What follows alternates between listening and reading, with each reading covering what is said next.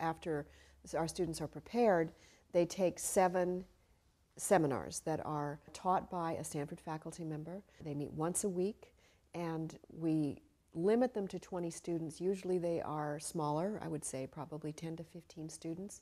So there is very, very intimate interaction between the faculty and the students. The last course I taught had 14 extraordinarily good students.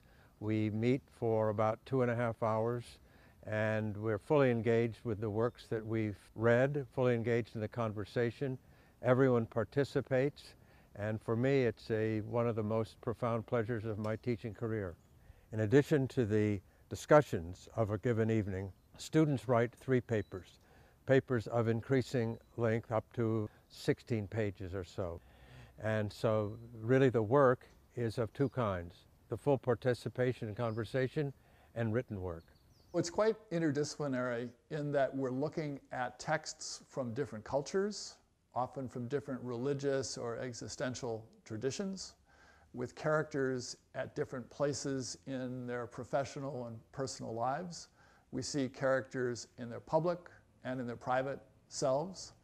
And there's quite a bit of interdisciplinary work as well between the members of the class, because they come from quite different backgrounds.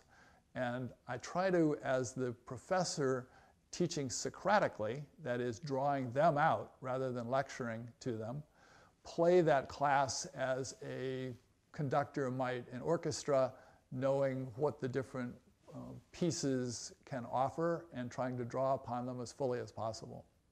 I think this must be true for other students as well, but it's certainly true for our MLA students, that the 3 hours they spend together every week in a seminar it's not a bit of an oasis. It is in fact an oasis.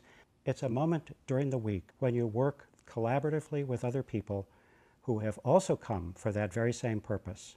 You give yourself to the object, you give yourself to the subject that's shared, and you enter a collaborative mental intellectual space, which is in fact quite exhilarating and extraordinary in our lives. I mean, I certainly learned a lot from reading and from writing the essays and from hearing lectures, but the dialogue with the other students was just a tremendous way to learn and to understand different points of view, because the group that I was with, we all came from different backgrounds and different frames of reference and different ages, and to bring all of those together and discuss a single topic was a terrific learning experience. One of the seminars I took was 19th century romance literature. And in a 10-week quarter, my assignment each week, my homework was to read a great piece of literature. We read Dracula, we read Frankenstein, we read Benito Cereno. And you would read a book a week and then meet with your classmates and these amazing professors, Alan Barba-Gelpi, and we would discuss in depth this literature that we were reading. This was a fantastic thing. This was my homework, and it was yet so wonderful. Works that I had wanted to read my whole life, I had an opportunity to read and discuss in that kind of environment. One of the moments that really stands out in my mind was the night I went to the first class of a course titled From Slavery to Obama that looked at the history of race relations in the United States, and the course instructor was a man named Clarence Jones, who earlier in his life was the attorney and chief, or one of the primary speechwriters for Martin Luther King. So to study the history of race relations up through the Civil Rights Movement with someone who was part of that history was a rare experience.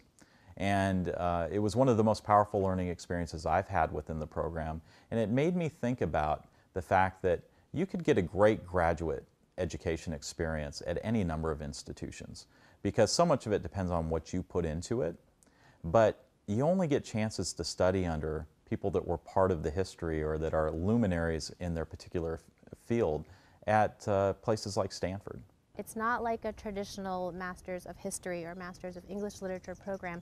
I mean, you can take courses ranging from history, humanities, literature. I even took one course where I got to focus on music history.